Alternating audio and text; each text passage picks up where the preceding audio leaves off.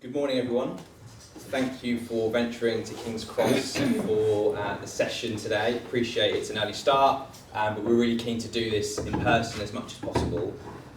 Coming out of I'm sure everyone will have a number of webinars over the last couple of years that have been navigating around. So yeah, thanks so much for your time and taking the time to do that. I'm David Ford. For those who don't know, I'm a client director at Gate 1.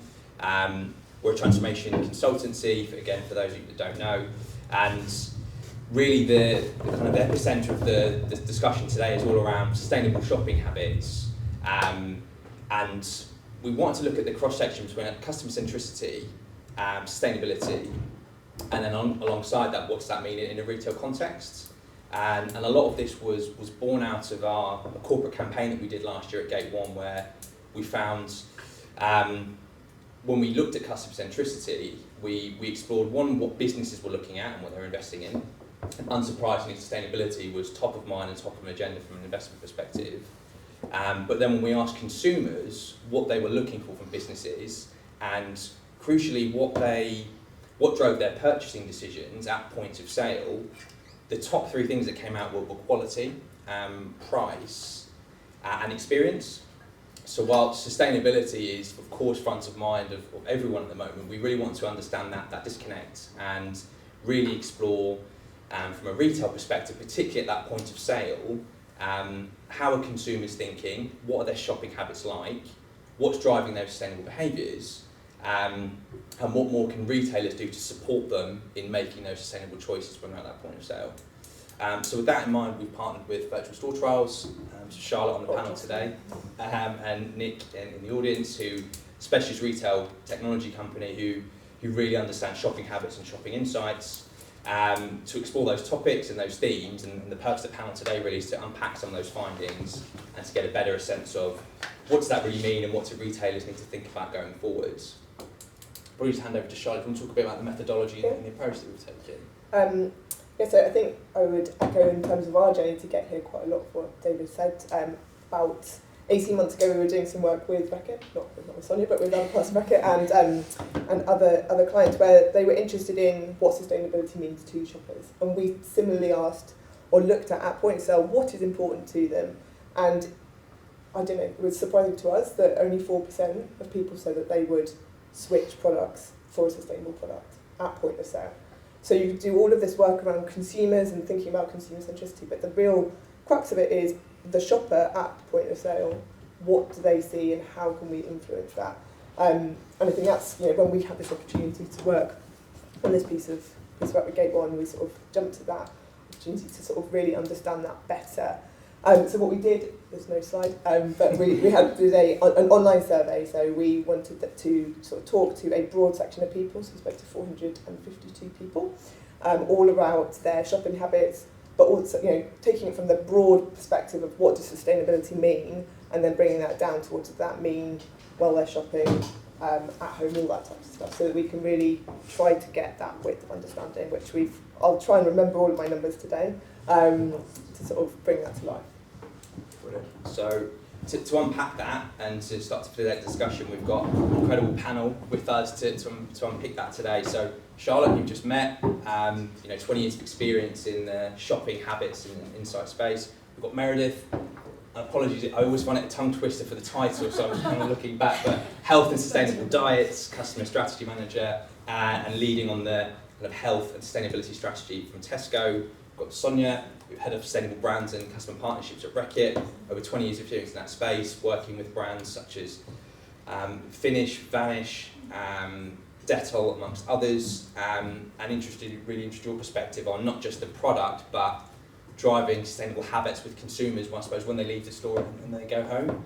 And then we've got Mike Barry, who's a strategic advisor to clients on sustainability, worked with Unilever, Lidl, IKEA, amongst others. Prior to that was Director of Sustainability at M&S. So I think we've got a good balance of the consumer, the retailer, the brand, as well as just sustainability generally in the marketplace.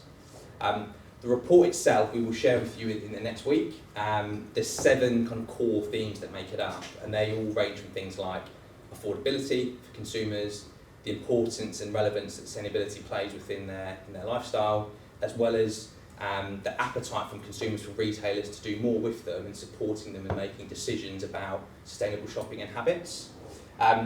There's 3 things we're going to cover today, so I'm just going to open that up and then bring it out to the panel for discussion. The first of which is around sustainability is really important to consumers, I'm sure to everyone in this room more widely, but there's other factors that are impacting their ability day to day to make those choices. And one of the things we found on the report was there seems to be a real tension between people's, I suppose, values and principles about how they want to shop and cost and price. And I'll probably open it up to yourself, Charlotte, to think about, from what we've seen in the report and just more widely, how much do you feel cost of living and cost of living crisis is having an impact on consumer shopping behaviour and their ability to maybe shop in a more sustainable way? Yeah, I think, so we did this piece of work in, I think it was March, April time, but before that, back in February, we went out and asked sort of of a list of things, what's worrying you at the moment, of which cost of living was one of them. And in February, it was 52% of people said that it was a worry. So that was already pretty high. 1 in 2 people saying cost of living was a concern to them. Sustainability was, I think, below that, but it was, quite close in terms of gap. If you move to April, that had gone up to 85% of people, so a huge increase in cost of living concerns. And then we did it again in June, and it's gone up to 88%. So we probably hit a bit of a limit in terms of proportion of people. That is 4 in 5 people saying that cost of living is a worry, and it's much higher if you think about that gap to sustainability now. And I think that's obviously having an impact, a forced impact, because some people just simply can't afford to make sustainable choices, but it's also going to have an impact on just how much space it has in your brain. So even if you can afford stuff, you are starting to look at prices in a much more concerted way than you were before. The other really interesting thing that we found was that half of people, when they go to a shelf, the first thing they look at is the cheapest product. To say, is that their anchor? Like, where are they sort of making their comparison to? How can I, if I want to trade up because of a reason like sustainability or better packaging, what's the price point at which I'm comparing it to? And it was amazing to me. I looked at that amongst such a subgroup, but Asda shoppers, people with kids at home who are Asda shoppers, and 100% of them have that behaviour. So you've got these subgroups of people to whom cost of living is all consuming, and they're looking at price. So that's not to say that sustainability isn't important. We know that about half people want to have, want to buy sustainably if the options were at the price parity or enough of a gap that they can understand why they're trading up. So there is a desire to do it, but they're being held back by price. So I think cost of living has made it harder to choose sustainably if the price point is too far away.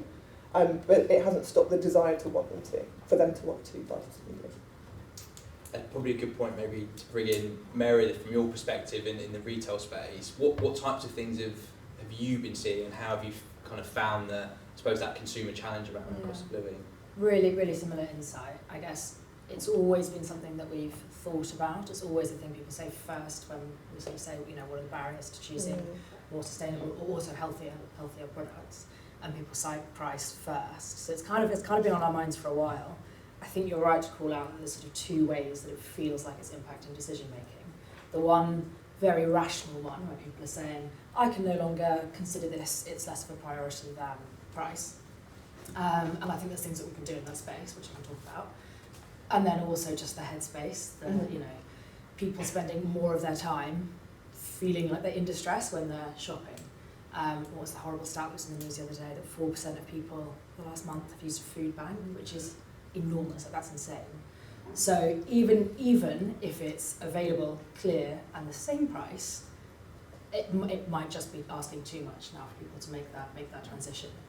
So I think kind of on that side, there's lots that we can do, which is behind the scenes. So in terms of the volume that we talk about, sustainability versus value, shifting that balance bit in the background, knowing that we're doing things with our suppliers to collaborate, to remove some of the negative choices available to you. But then in the explicit space, I guess the thing that we've really challenged ourselves with the launch of our Better Baskets proposition as a bit of a launch pad for how to talk about health and sustainability is to explore the idea that we might only talk about this is an aspiration still, but we might only talk about things being better for the planet if they are also better for your pocket. So there's loads of examples where that is true, and I actually wonder if the sharpening of everyone's mind by the cost of living crisis might be beneficial in some ways for how we respond to the sustainability crisis. For example, the household cleaning products refill concentrate. I absolutely love this product. It's a Tesco enabled product, and the little refill pod that you put in the bottle, the same bottle that you bought originally, and it's 10p cheaper, so it's like 60p instead of 70p. It's better and it's cheaper. I just think it's really simple that there are some places where that can work really well. I think food waste is another really good example. An interesting discussion we were having about the decisions you can influence in store versus the behaviour at home. A lot of food waste behaviour is kind of centred at home. But that's a no-brainer. You can pitch that as here's how you can save money by also helping the planet. So it almost becomes something that you feel good about in the background. But I think there's something interesting about not asking customers to make that choice or consider that compromise, because even if they make the choice and choose something that's cheaper, that's just another thing to feel bad about if they feel like they're trading down on sustainability. And maybe bring you in, Mike, then from your perspective in retail more generally, what have you seen, Charlotte, Meredith gave some great examples there around that. What have you seen other retailers doing in that space around trying to bridge that gap between the price and cost of living, which of course is not going to go away, if anything going to get more exacerbated, versus being able to make that more sustainable choice? Well, the one advantage about being the old person in the room is I can say I've been talking about this for 20 years. What makes now different? Let's be clear. So for the last 20 years, business has been focused on making itself less bad. Factories, farms, fields, forests, everything was 1% less bad each year. That was the epitome of what we were all trying to achieve. We're at this point of inflection now where we're shifting from being less bad behind the scenes to a fundamentally new conversation with the consumer about sustainable consumption. Why? Two great industrial sectors on the planet are going through this change already. One is the power sector, which the consumer never sees. The electrons flow. They might come from wind now rather than cold, but they're electrons. Then you've got the car industry, which 5 years ago was laughing at the thought that Tesla would ever speed past it with an electric car. Now every car company in the world is trying to play catch up with them. Now for the first time we're asking people to behave differently. You've got to charge your car now rather than think about that, rather than just fill it up at a filling station. The food and the consumer goods system that sits around it is about to go through as big a profound change as has happened with the car sector over the last few years in the next decade. Now, during the next decade, we're going to get plenty of COVID in Ukraine at the moment and cost of living crises. These will always come and these will go. That's all sort of business and human life. And we've got a simple challenge now. The food system is the most polluting on the planet, it's the most vulnerable to the climate crisis, and people are starting to disrupt it, which takes me to the answer to the question. Whether it's vertical farms, cellular meats, regenerative agriculture, hyper-transparency on food, people are starting to gnaw away at this sort of big shibboleth, which is the existing way that we consume. At the moment, it's too difficult to see and discern because of all these events going around and dominating the airwaves and social media. But we're certainly going to look up at how these have coalesced in the future. So that brings me to how businesses are doing something about it. The first story is the Tesco story. And I can say this having been a huge competitor of Tesco for 20 years at M&S. Now I've got to take my hat off, because when I move through my circles of knowing all the brands, talking to everybody keeps coming back to Tesco's. Ruthlessly determined to make sure that we deliver for them on price, but also sustainability. It's just not going away. And actually, as much as people sometimes bemoan that pressure, everybody's actually saying it's great to have that leadership. And how that plays through to the consumer is simplistic. This is what I love, and it's to a degree what M&S tried to do with Plan A all those years ago in a different paradigm. You've got 100,000 purchasing choices in the Tesco store or online. We've done the hard work. We've nailed down the suppliers behind the scenes. They're 50% less impactful than they were. We've elevated 5 or 10% of the product range that we think is really good and the better basket model. It's really easy for you to engage with. And, we've heard how powerful that will be in the future. So I'm seeing a real sense of Tesco's taking a lead at simplifying things. The other extreme, we're seeing some retailers now want to put a label on everything. We're seeing this particularly in Europe, where we've got trials going on about eco scores and eco impacts, and the French government's probably going to mandate it as law next year. The EU might take the French law and sort of turn it to European law in 2 or 3 years' time. I'm not sure. I don't think people want thousands of labels to look through, but most people don't look at health labels, let alone sustainability labels. I think it'll have a big impact internally on decision making as to what you put on your shelf and which suppliers you work with, whether you're red, greens and ambers, but for the consumer less so. So that takes me to what Amazon and Walmart are doing. They're two of the biggest beasts on the planet. I mean, they've come up with simplification labels that are basically saying for Walmart, built for better, Amazon, the climate pledge friendly label. And they're basically saying there are 25, 28, 30 different eco labels out there. You can't look at them all. Just look for our stamp of approval and know that we've looked into the detail and this is a good or better product on our shelves. But the final point and the end point of all of this is technology. We're trying to bring a 20th century paradigm of just look at the label to this, and that's not the future. So I'm really interested in something called How Good, which is like an app in America, which is building a database of every food ingredient on the planet, 2 million of them with geographical different options. And you will basically specify to your online retail in the future, I don't want palm oil put in front of me. Just remove any product with palm oil from my eye line on your online shelves. Same with single-use plastic, same with high-carbon products. I will share with you my preference at the start of the year, but I'm not going to, each time I fill my basket, sort of revisit and look at every individual product as well. So lots of different things starting to merge. We're in the foothills. When we all sit down together in a few years' time, it'll start to coalesce. Brilliant, thank you. And yeah, some really interesting themes there just around the making it easy for consumers and the behaviour change that we need to go on. And one of the other interesting things we found in the report was people's different perspectives about what sustainability means. And I think that chimes with some of the stuff around labelling, which is, well, how is it, or what isn't it? And I think it'd be great to bring you and Sonia from a sustainability perspective to get a sense of the work that you're doing or have been doing around helping make that easier for consumers to understand, but equally recognising that it's not just about the choice that you make in the store, it's what you do outside of store, get your perspective on what you're seeing in that space and some of the initiatives that are going on. No, very happy to. And I guess my kind of response is slightly different to what you've heard because I'm doing it through the lens of a brand owner, which is inherently different. So let's start with what's our actual role. And it's really threefold in this whole conversation. The first is the bit about making it a bit easier, taking away the bad. So we have a role in designing and developing products that are more sustainable, and defining what that means is very much part and parcel of that. The second is we can't just develop a more sustainable product, put it on shelf and have people buy it. So there's something about driving adoption in partnership with retailers and with others in the ecosystem to say, how do we get people to buy it? And then the third piece is the behaviour change piece in terms of what happens when they use our product to get the benefit that we really want, to actually have a wider social or environmental impact that goes beyond just that product itself. So those are the three things that we think about. And so what do we do, just to give you a bit of a sense of the how? The first, in terms of designing more sustainable products, we actually start off on the environmental side because that's the other thing around definition. Sustainability is social, environmental and economic, but most people think environmental. When it comes to designing a product, though, that is probably the easiest place to go because it's measurable in a way that's consistent with other people. So we have a sustainable innovation calculator that our R&D folks use every day, every time they change a product or develop a new one. And it looks at carbon, water through a simplified life cycle analysis tool. It also looks at plastics, packaging and ingredients, better chemistry. And it says, is this change or new product better than the closest that we have in our portfolio? We would love to do that outside our portfolio, but for confidentiality reasons, people don't like to share details of what goes in their products, funnily enough. So we look at our portfolio and say, is this better or worse? And we've got a metric to it. So 50% of our net revenue will come from more sustainable products by 2030. It'll happen before that, spoiler alert. We've also hooked that to our executive remuneration. So part of the long-term incentive plan now includes that as well as greenhouse gas emissions. So we must design products that are more sustainable. We've defined it in the calculator. We have rules, it's third-party assured, and that gives some confidence that we're moving in the right direction around some of the key metrics that our retailers, but importantly the people who buy our products, really care about. Second piece is how do we drive adoption? And this is the really tricky bit.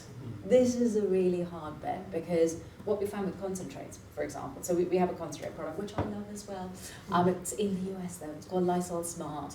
It's a concentrate, you click it in, it goes in. It saves 75% of plastic if you use it 25 times. All great stuff. It didn't sell. It didn't sell to the extent that we really wanted it to. So you have to really look at how do you have the right messaging around the benefits, and actually it has to start with efficacy. This product does what it says in the tin and is brilliant at cleaning. It's brilliant at getting your clothes clean. It's brilliant at washing your hands. Whatever it is, it has to be absolutely brilliant about that, otherwise they're not going to buy it, frankly. Then cost. Cost-wise, it has to be parity, ideally, but if you're going to charge a premium, you've got to really justify why it's going to be more expensive. And the third piece is, it has to be environmental. So it's an and, it's not an either or. And I think communicating it in a way where actually there's a real danger in the sustainability conversation that we're in an echo chamber, where we think everyone cares about this stuff, and I think your research says actually there's potentially a bit of a gap. And what we need to think about is, how do we communicate a message which touches all the things that people care about, where sustainability, environmental issues is an and, not the driving message a lot of the time. And the third piece around behaviours, which you asked me about, is something I'm super passionate about. Because when we looked at what we could do as a brand owner, and with our footprint, we sell 20 million products a day. In aggregate, we're in 1 billion homes through Dettol, Lysol, Vanish, Finish. And that's a huge privilege. And with that, we thought there's a huge responsibility, because the biggest thing we can do as a brand owner is to use that footprint to really inspire behaviour change. To talk about, when we sell Finish, use the science to say, actually, we know that using a dishwasher as opposed to hand washing saves 10 times the amount of water, 10 times.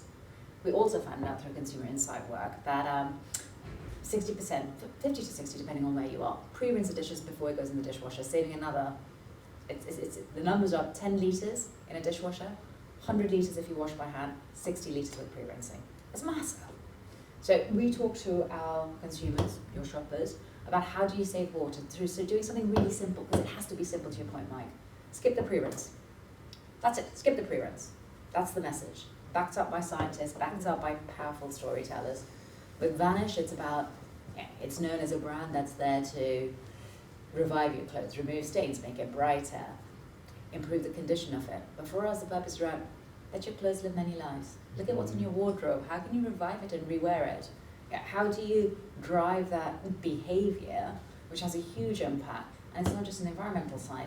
With Dettol, we talk about establishing hygiene habits. So people get the health benefits of not getting sick. COVID has really taught us that hand washing is really important. So using that point of contact that we have with consumers, with shoppers, with people, frankly, to inspire behaviour change, I think is really important. And I think 2 last points. First, I think we have to be really careful about things like educate. We don't educate people, actually we inspire people to drive change. I think we have to be really careful about this, but also we can't do it on our own. It has to be in partnership with our retailers, with scientists, with academia. So it has to be a full-scale response to really get this right, because it's difficult. It's really difficult to get people to adopt the right habits and to sustain them in the way that we want them to. Deb, can I just 30 seconds to build on a really good point there? This concept of partnership. I talk to a lot of FMCGs at the moment about circularity and refill, and everybody says it's really hard for all the reasons you've just said, because you're trying to change an ingrained 40-year consumption habit of use it once, throw it away. Impossible to achieve on your own. It's only when you start to look around the store and feel that whether I'm buying clothing, I'm buying detergents, I'm using food packaging, there is a refill option that's becoming normal. And this is the power of the retailer. The retailer's got to join the dots on multiple different brand interventions to make it feel a more normal behaviour. To an example, M&S introduced the first 5p charge on the carry bag in the UK in 2008. Very controversial, but reduced carry bag overnight usage by 80%. When everybody else did the same, it reduced by another 80%, because not everybody shops with M&S, and if you do, it's only once a month. But if every shop you go to, you get charged for your bag, it makes you think, I've got to change. So it's about joining the dots on multiple small interventions into a bigger thing for the consumer.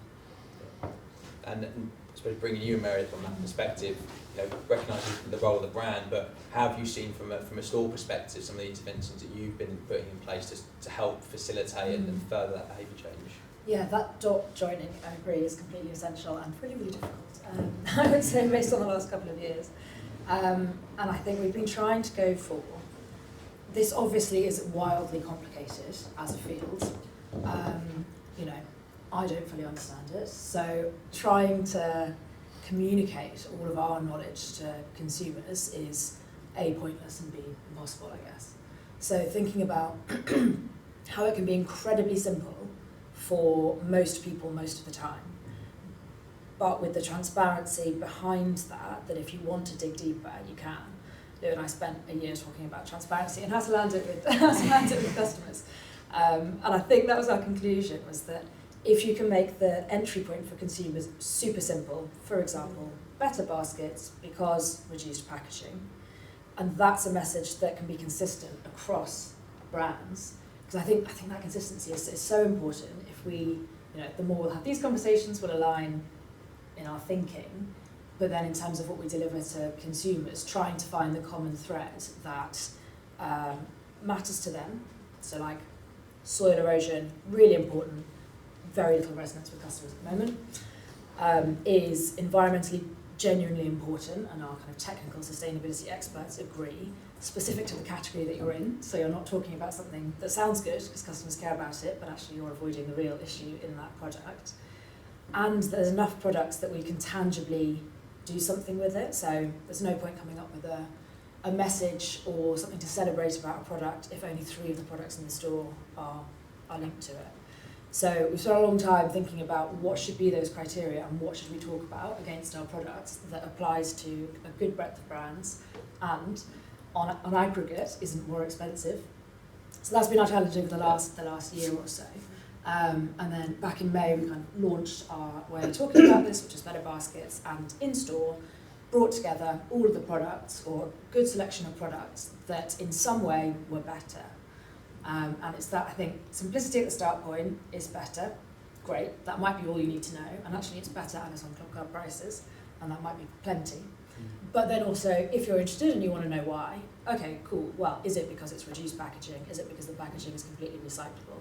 Is it because it's high fibre?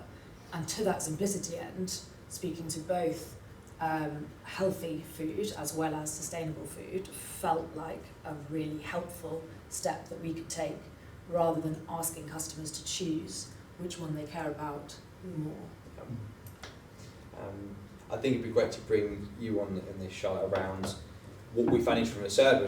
I think 44% of consumers felt that they knew the environmental impact of what they were purchasing, and hearing the kind of the discussions here about the complexity, making it simple, etc. It'd be great to get your thoughts on kind of what you think that means and how much of that is just a lack of awareness maybe of the bigger picture versus the product. Yeah, I think that 44% was quite surprising to all of us, as sounding like quite a high portion of people who believe that they understand the environmental impact. And I think it's something about that simplicity, is that they have, people or shoppers can have an understanding of an element of their environmental impact, and it's often that easy thing to understand. So is it that my packaging is better, or that it doesn't have meat in it, or it's sort of quite binary, I suspect, rather than understanding all of the complexities.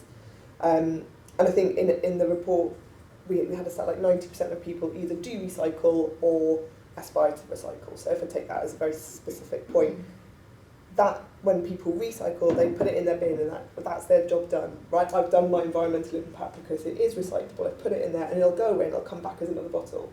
But not realising that only 30% of those will come back as another bottle. The other 30 go to be incinerated or into landfill or to be made into other products.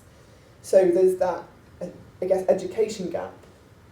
Because they don't really want to know. They don't have the capacity to go and want to find out about it. So I think, to your point, like understanding what is the environmental impact and knowing what is important to me, be able to tick those things, is quite useful, because then you also understand people's true education on what is sustainable, as well as a sort of data collection point. That's really interesting. But actually to be like much more personalised about what environmental impact means to each person. So yeah, I think that 44% is probably demonstrates a real gap in what people believe they understand and the truth of their understanding. Yeah. And just to build upon that point, again, think about food safety or consumer goods safety. We all do so much behind the scenes to make sure our products are safe. I mean, I grew up in the 1990s, mad cow disease, E. coli, foot, mouth, everything was happening. And we've done so much to stop that from happening. If you ask consumers now, is our products safe or food safe, they'd probably say yes, but they've no idea how it's safe. Yeah. They wouldn't be able to explain. So I think we've been very unfair to consumers to expect them to understand a life cycle assessment on the pros and cons of red meat diets or not. You know, my Twitter feed, my social feed is constantly full of yes but, and I live and breathe it. So I think we've got to be really careful not, we as brands, as retailers, have got to step in and say, we'll simplify. We've got to be very careful we don't get accused of greenwash. because I think there's a real risk at the moment. A small number of bad apples are going to affect confidence in the whole marketplace.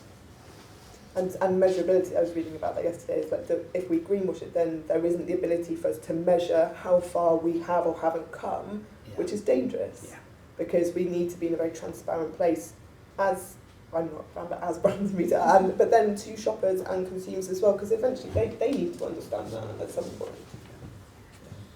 And I think touching upon one of the points made at the start, that technology being one of the key enablers and answers to respond to this. What we found interesting from the report was when we started to look at the question, our hypothesis was, or our thought was, that consumers would be more likely to educate themselves online and make decisions online than they would be in store because of context, busyness, etc. on the back of it. What we found from the report was that actually, I think it was 71% of consumers feel like in-store is the best way in which they can get sustainable products and produce, and predominantly large stores, so which sometimes there's a convenience thing that goes with it. But it'd be great to get your thoughts initially, Sonia, around, again, coming back to that behaviour change, but from a consumer perspective, it's an end-to-end experience. They maybe research online, they go into a store. What are your thoughts on that behaviour change and how to ensure that, I suppose, brands and retailers can inform consumers every step in the journey to help them make those sustainable choices? I think the experience of people starts before the store. Right? It starts way before the store in terms of what they're exposed to in their lives, at home, when they go to work, at school. All of those kind of interaction points are really, really important. So, yeah, I think it comes back to some of the things that we were talking about in terms of raising that awareness outside of the shopping environment as well as in the shopping environment, so that whole end-to-end journey for a person has the right touch points. Being sensitive to everything else that's happening in the world, frankly. And I think there's a couple of things here. First, I think many of you mentioned this, data. I think data is going to become so important. I think at the moment, we have a real mishmash. We have loads of inconsistent data in terms of what are the characteristics of most products that are on the shelf. And I do think, I agree with you, eco-labelling, I'm not sure it is the answer, but I think what we are going to get is consistent information potential for retailers to be able to compare. Definitely for investors, that's coming. But there is going to be the need for a lot more consistent information on the impact of the products that we sell. And what we need is this technology and the systems, but also we need to have the data to be able to do that to the level of granularity that makes sense. But I'm a great believer of not data for the sake of data, what you're going to do with it. Because there's going to be a shed load of effort that goes into that. And it's got to be worth something. So I think the next filter is, how do you communicate that in as simple a way as possible? So there's a lot of technical stuff that sits behind it, but there is something that's simplified, but not too simplified, which has authenticity, which has credibility, which people can trust. So there's some form of checks and balances around it to say, what are the characteristics of what I'm buying, and how does A compare with B? That's where it's really going to go to help people make choices. You need something that's comparable, which we don't have at the moment. And which is why the likes of Tesco and others say, actually with here, we've made sure that it doesn't have that stuff, which is why we've got the basics right. But really when you move into making much more sustainable choices, it's going beyond that to say, how do I compare that? The good news is I think there is a lot more scrutiny from the Advertising Standards Agency and from others to make sure there is less greenwashing actually. That's happening, and I think that's super positive. So I think with data, with technology, with additional scrutiny, it is starting to raise the bar and to call out the bad apples in a way that I think we really need, frankly. Because otherwise that further confuses the consumer in terms of what other choices I make. I think the other thing from inspiring, which I like to use a lot, behaviour change, it's about having the right messaging as well. If you have a lot of negative messaging, which tells people we're going to hell in a handcart, it doesn't tend to inspire behaviour change, funnily enough. I don't know how many of you have read a book called Nudge, which is brilliant, but it's got this brilliant example of, if you're a doctor and you want to convince a patient to have a life-saving operation, and you say, there's a 90% chance this is going to improve the quality of your life, they're more likely to do it than if you say, there's a 10% chance that you're going to have some serious complications from this. Yeah. Same data, the framing's just completely different. Yeah. So you need to think of a way of having this balanced information, but making it inspiring, so people actually want to do it. They don't find it something that's hard to do. And the last thing I will say on this, because I've been wax lyrical, is that it has to be iterative. I think one thing that we've all learned over time is if you do something once and you don't have that, and it comes back to what you were saying, Mike, if you're the only one who's doing it, but also if you just do it once and you do it for a month or 2 months, it's not going to stay. If you're really interested in behaviour change, it's about iterative messaging over a period of time that evolves as well, because the issue evolves, people's awareness evolves. So it's about a long-term game you're in for. If you genuinely want to drive behaviour change, it's about having the data, it's having the information, it's about having the credibility, but telling the message in different ways again and again and again, in store, but outside that environment as well, to drive those more sustainable habits. Yeah. And maybe bring you and Meredith from a store perspective, because there's an interesting thing from, before they get to a store, the online and the in-store, and that consistency of experience. It'd be great to get your perspectives on what you're seeing, or things that you're part of, to try and bridge that gap. Yeah, I was surprised by that result in the report, that people were saying that they prefer to shop in-store to make sustainable choices.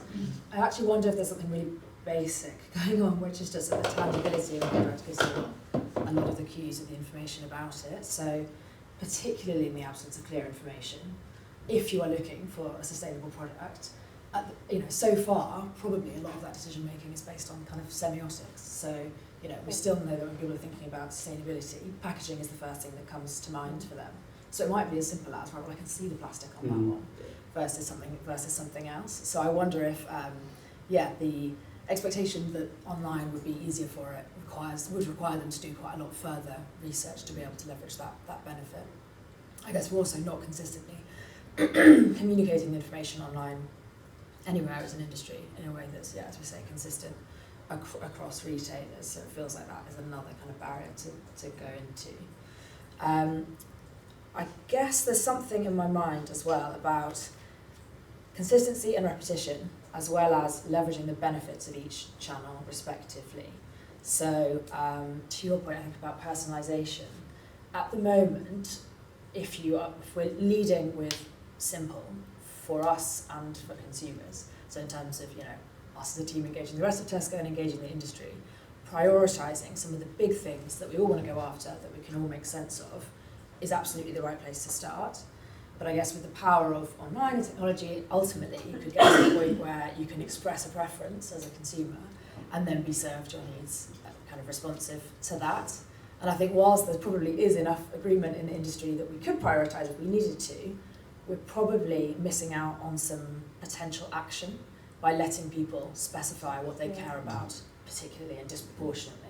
And maybe not changing it, because your favourites are your favourites forever, right? And so when can you, if your attitudes change, how your favourites don't know that your attitudes may have changed. Yeah. Yeah. And you will receive new information. We all will, and my mind has changed totally on this for sure. So having the flexibility to be able to express that might make people feel like they've got a more active role to play. And just to build on excellent points, I mean, we talk about omni-channel. We need an omni-channel solution for sustainability. So if I go to a Tesco store, I can charge my electric car there. I can recycle the thin film plastic the council won't take. I will ultimately be able to go to an indoor vertical farm within Tesco's and pick my fresh salad. There's things I can physically do in a shop to participate and engage rather than just be the passive recipient of information. Online just helps me screen rapidly down from 1,000 options to 50 that meet my needs. You've got to use them two together. And the final thing is just this point about data, Sonia. If I was the chief sustainability officer in a big retailer now or a big brand, the number one person I'll be going to see is my chief information officer. Because whether your enterprise software provider is SAP or Salesforce or Google or AWS, the ability to build these data packets, not necessarily give to the end-to-end consumer, but to give to the retailer to decide who goes on which shelf at what point, at what price point, is going to be critical. It's going to be game-changing. So the ability to efficiently gather the data from these vast global supply chains and present it in a useful format, you win or lose on that. Yeah, and it's funny you say that our chief digital officer is one of our best friends. Exactly for that reason, because I think we see it coming. It's coming from regulation, but also it's coming from us wanting to organise information in a way that's communicable. And the trick, though, I think is going to be consistency as well. Because there's no point, Reckitt, as a business, doing it if we don't do the same as our peer group. Because otherwise you're going to just add to the confusion that already exists, frankly. So I think what I see as positive, believe it or not, is regulation.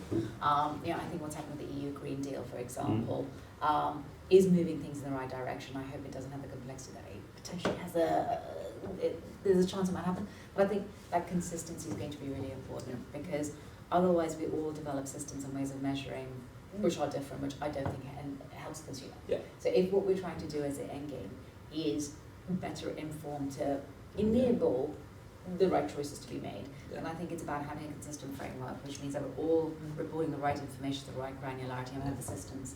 Absolutely, the systems are going to be key to enable us to do that too. Brilliant. And I think just to kind of sum up this and obviously go out to any questions in the room, I've heard a lot around simplicity, regulation, the role of data and that decision making, the kind of end-to-end experience. It'd be great just to go through all of you and get what were your one or two, I know there's lots of things, but what were your two key takeaways of them, what you think are the most important and critical things for retailers to think about going forward? So Charlotte, maybe we'll start with you. Yeah, I mean, I think I'm just going to take it from a shopper perspective, because all of these things that we've spoken about are all things that can happen in the background that probably the shopper never sees, but they will see it, like you said, at the planogram, at shelf. Like, how can they make those sustainable choices? So I think it's going to be how we take all of these quite big subjects and make them work on shelf for shoppers to make those decisions easy. And I think you're right, Mike. There will always be these crises, and I think that sustainability has become a more core. It doesn't sort of get derailed as much as it perhaps did in the 90s. But we've got to be careful it doesn't get derailed by all of these other things that happen, like to keep it core and to help shoppers make those decisions at shelf. Meredith? Yeah, I mean, I think for me it has to come back to value. And that has to be our number one job in the current climate, but in any climate, is to provide people with food that's safe. I think if we can't do that in a way that's environmentally sustainable, we've got quite a big problem. I think, my experience for the last year or so has given me quite a boring takeaway for what I think is the most important thing for us to think about, is to essentially get more people in the industry on board with the conversation. So brilliant that we've got sustainability teams in every business now that are thinking up amazing ideas and are doing loads of persuading and influencing. But if there was some way to almost harness the collective power of everyone that is working on the food supply chain and delivering it to customers, it feels like that is the scale of effort and focus that's commensurate with the challenge. So I think building a bigger team, ideologically. Yeah. What about you, Mike? We've mentioned data, so I'm going to mention just Plastics Pact. So we've got all the UK retailers and brands have lined up to say we're going to take a consistent approach on this really difficult issue of plastics. It's got many years to deliver, but at least the whole industry is working together. We need, in effect, the Plastics Pact mentality for sustainable consumption more broadly. You can still compete to have the very best, but the underpinning architecture is consistent. Where Plastics Pact has struggled a little bit is the UK government, for various legitimate and illegitimate reasons, has been distracted in the last few years and has not married the policy taxation system against what the voluntary agreement is doing. So that needs to be solved. But the other thing is, I just want to walk out here with the right mindset. Wayne Gretzky, the great Canadian ice hockey player, was once asked, Wayne, what makes you such a great ice hockey player? And he said, because I skate to where the puck will be, not where it is now. And my contention to you now, as retailers and brands, is do not be distracted by today. There'll always be today, always be a headache. I've lived through that 20 years in retail. By the mid-2020s to late 2020s, there will be a profound sea change in how we consume, and you need to be on the right side of that disruption. Be the Tesla of the consumption industry, not the General Motors. And Sonia, what thoughts from you? So if I look at the end game, which is that we want to drive more sustainable habits generally, I think it comes back to a few words: consistency, simplicity, which I can't say, data-driven, and how does that all come together in a joined-up way across the whole system? So I think those are the key themes for me which have really resonated in terms of how do we join the dots up to make it simple for people, where it's about the power of the and. It's not about do I buy something that's cheaper or more expensive, do I buy something that's better for the planet or not. I think it has to be the power of the and to join all of that together. How do I buy something that's good for me, good for the planet, good for my pocket? And it does all of those things in a way where I feel the value equation, because that's what it comes down to, is equitable. That's where we need to get to. Brilliant. Well, thank you all so much for your time and that brilliant discussion to go through. I know we're just about time, but I just thought if anyone had any questions, thoughts, perspectives in the room, just to ask the panel. Yes. Yeah, I've got a question. I guess you hear about regulation and know our government, particularly in the UK, is slow to regulate on things like HFSS and things which just get delayed inevitably. And we talk lots about the power of the communication and enabling the choices, but we see that consumers, for all the reasons you've talked about, which are likely to get worse with cost of living, are unlikely to make changes. And I reflected, I heard Barilla talking a couple of weeks ago. They were saying they'd done some research, they sell the pasta, and they were going to change the packaging to get rid of the plastic and put it all in a paper thing. And they did the research, and they said it would drop their market share potentially by 20%. Because consumers still, even though they buy this pasta every week and all the rest of it, still wanted to see it, to check through that little plastic it was there. And because they're a family-owned company, was relayed on the presentation anyway, whether it's true or not, was that the owner said, that's it, we don't care, we might lose 20% market share, it's the right thing to do, we're going to do this, we're going to put it in an all-paper packet.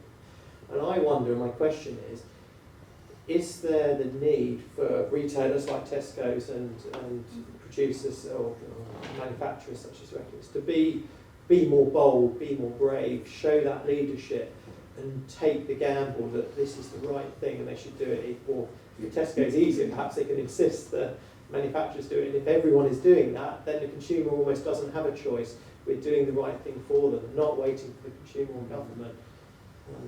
So I guess that's my question. Should the retailers and the producers be taking the decision away from the consumers and not waiting for governments and showing their leadership themselves? So can I have a Yeah. question of that? So I do think as business we have to take leadership because it comes back to Mike's point about you have to play where the puck's going to be, not where it is now. Yeah. So I think, especially for those of you who've gone through the different COP processes for climate change, people who were at COP1 will remember they didn't think there'd be 26 of them. So yeah, absolutely, the role of this, we have the agility and the ability to move a bit quicker than governments do. So the role of business we absolutely take on board as being leaders in this and actually forging a path ahead of regulation. I think we do have to be bold. I do think we have to have transformational innovation and change now, because we are in the decade of change, it's critical, the clock is ticking. So I do think that boldness needs to be there. The one thing I would dispute is we have to take the customer with us. We cannot do it in isolation to the customer. It has to be with them. It can't be, we're going to do it regardless of whether they're going to buy it or not, because frankly, there is no point in putting a more sustainable option on the table if it doesn't sell, because the company goes bust. Nobody wants that. But also, if you don't drive adoption, you don't get the impact you want, because you have a pile of waste that no one's going to buy. So whatever we do, what's really important is that we bring the customer with us, so we drive that adoption. So that's where we need to focus, which is, yes, we have to be leaders, yes, we have to have transformational change, but we have to bring people along with us. Yes, yeah, completely with you. I think all of the levers of change are relevant to Pulse in terms of regulation, taking a bold statement, doing things that customers will respond to as well, offering them some choice. It's time for all of them, absolutely. But yeah, I think the challenge is, and I think kind of the core of working in probably any ESG field in a corporate environment or in a commercial environment, is finding that sweet spot where you're making a bold statement, you're delivering real impact, but you're not losing the opportunity to do so by going too fast. And I say that's for our customers as well as for us internally as a business and as an industry.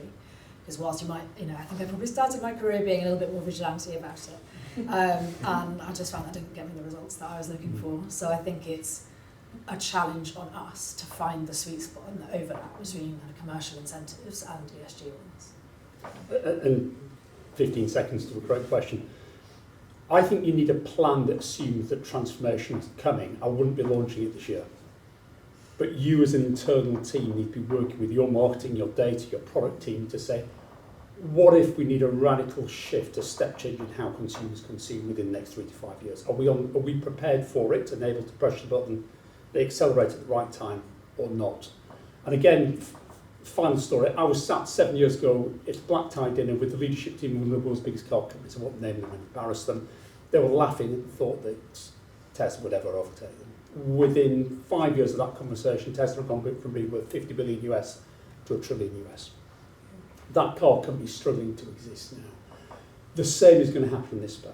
I just would not be quixotically launching lots of things into shops this week, but I'd have a 2-3 year plan ready. And I think to that, Mike, there's a lot of talk at the moment about test and learn, which I think is actually really wise. Which is rather than go big and go, actually we're going to change the whole world and we're going to change everything that we do, there's a lot of talk about let's test and learn. And let's, again, to the point I made before, let's not just put something on shelf and think people are going to buy it. You've got to sell the story. You've got to explain why it's different. You've got to drive that adoption, and you've got to do that over a period of time to really get the results that you want. So I think there is something about you test and learn to get scale, and that's how I think we need to progress, and we need to do it pretty damn quick. It was quite interesting in the research that there is an expectation from shoppers that it's brands and retailers that are going to do this as well. It's not an expectation that they personally have the ability to take responsibility for, and even less so governments. And I think they probably seem, to your point, that they probably haven't cared about HFSS as much as we have as an industry. But there is a slowness to legislative sort of application. So yeah, there's a willingness from shoppers for brands and retailers to do that for them as well, which I think is great in like the education and inspiration. And that links really well with that. So I know that we're slightly over, so it might be a good time to maybe park it here. I'm sure the panel may be around a bit after any sort of follow-ups and questions. But look, thank you to the panel, thank you to the people in the room. We'll share the findings and more of the detail later this week, early next week with you, and appreciate sort of thoughts and perspectives on it before launching it more widely. And yeah, hope you enjoyed the session. Thank you very much. Thank you.